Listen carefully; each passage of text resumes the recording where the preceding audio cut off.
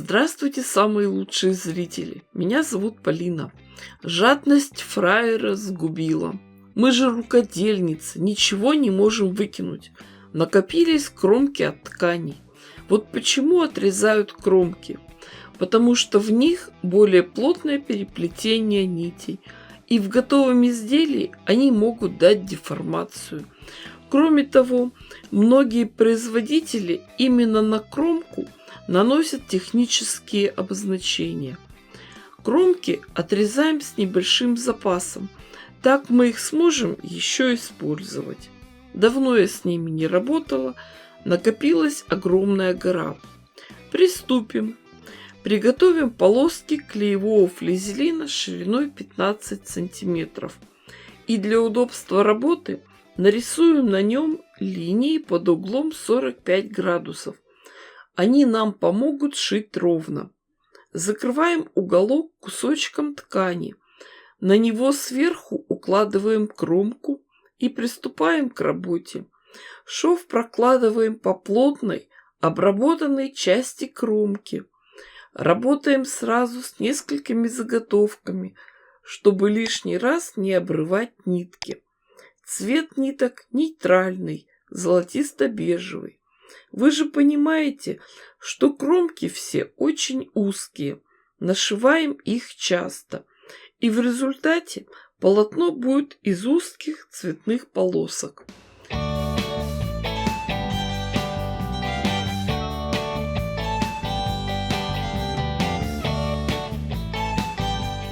Цвет полосок угадать невозможно. Смотрим, подстраиваемся по длине. Есть и длинные, которых хватит на 2 детали, а есть совсем маленькие, которыми мы сможем только закрыть уголочки.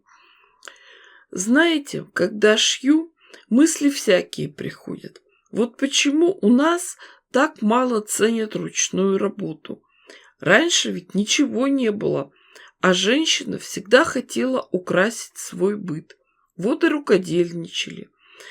При этом, если в царской России к рукодельницам относились с уважением, девочки с детства начинали готовить себе приданное, то в советское время это изменилось.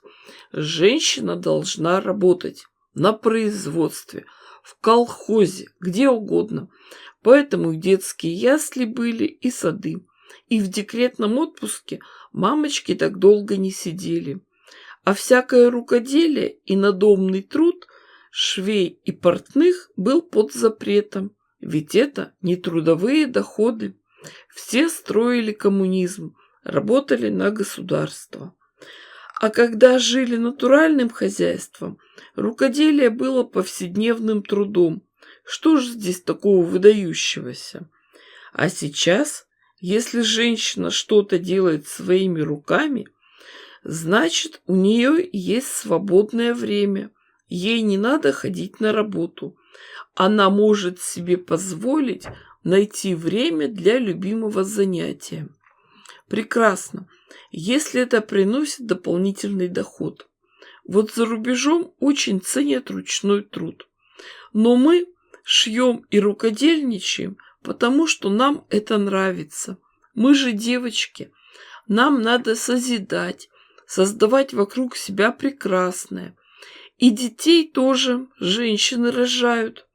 Это природа наша, ее сущность. Хранить очаг, семью, детей, род человеческий. Во время рукоделия невозможно думать о плохом. Женщины успокаиваются, гормональный фон приходит в порядок. Вот теперь, когда вся основа заполнена, заготовки тщательно проутюживаем с паром, проклеиваем кромки клеевым флизелином, а дальше подравниваем края и отрезаем лишнюю ткань. А теперь вырежем нужные детали. Мне надо 2 кусочка 23 сантиметра длиной и 1 кусочек 17 сантиметров. Ширина полосок 15 сантиметров. Этого хватит. Для начала поработаем с маленькой деталью. Возьмем кусок плотной ткани для внутренней стороны, укрепим ее клеевым флизелином. Потом соединим обе части и прошьем, простегаем на швейной машинке. Строчку можно сделать любую, можно и какую-нибудь декоративную.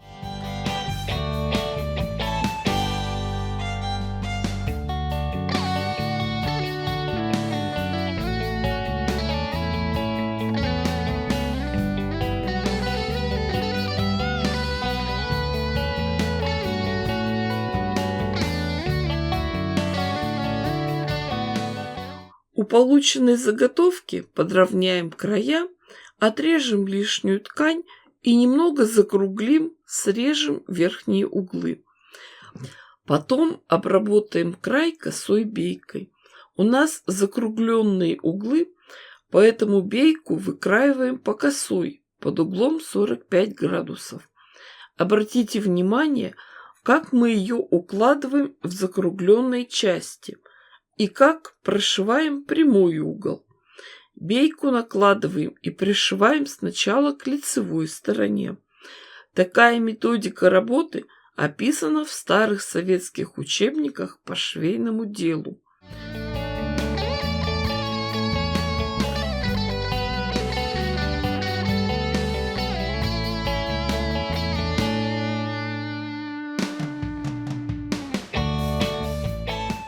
Дальше мы бейку отворачиваем на другую сторону, подгибаем и прошиваем иголкой с ниткой. Так все будет выглядеть очень красиво и аккуратно. А уже потом прошиваем на швейной машинке. Строчку прокладываем в шов. Она потом закроется наплывающей тканью, и ее не будет видно. С изнаночной стороны тоже все чисто и аккуратно. Когда все готово, берем иголку с ниткой и очень аккуратно, чтобы не было видно стежков, прошиваем заготовку по краю.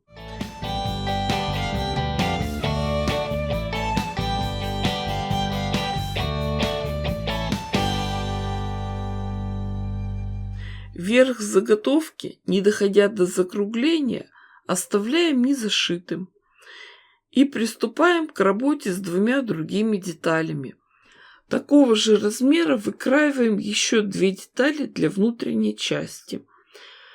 К обеим сторонам молнии пришьем наши заготовки. Должна получиться такая конструкция. Молнию раскрываем до середины. Детали разворачиваем так, чтобы с одной стороны были части верха, а с другой подкладка. И надо все прошить на швейной машинке. Начинаем с внутренней части, потом прошиваем вверх и заканчиваем на внутренней. Оставляем отверстие для выворачивания. Когда прошили, по краю сразу же формируем углы и отрезаем лишнюю ткань. А дальше выворачиваем наше изделие. Подтягиваем и расправляем все швы. И остается только зашить оставшиеся отверстия. И посмотрите, какая прелесть у нас получилась. Очень красивый, удобный, функциональный очечник и яркая, полосатая, удобная, вместительная косметичка. Знаете, только когда появляются дети, начинаешь учиться прятать конфеты. А вообще, конечно, в косметичках хранят косметику. Вот мне подруга рассказывала. У нее муж пошел утром умываться. Возвращается из ванны и спрашивает: «Что за зубную пасту ты купила?» Не чистит, пахнет странно, и зубы после нее желтые стали. А оказалось, что она тюбик с тональным кремом в ванной оставила. А муж перепутал. Смотрите, вот такие заготовки из кромок у меня еще остались. Продолжим с ними работать в следующих видео. Поэтому, кто еще не подписан, обязательно подпишитесь, чтобы быть в курсе новинок. Ставьте классы, пишите комментарии. С вами была Полина. Всем пока-пока и до скорых встреч!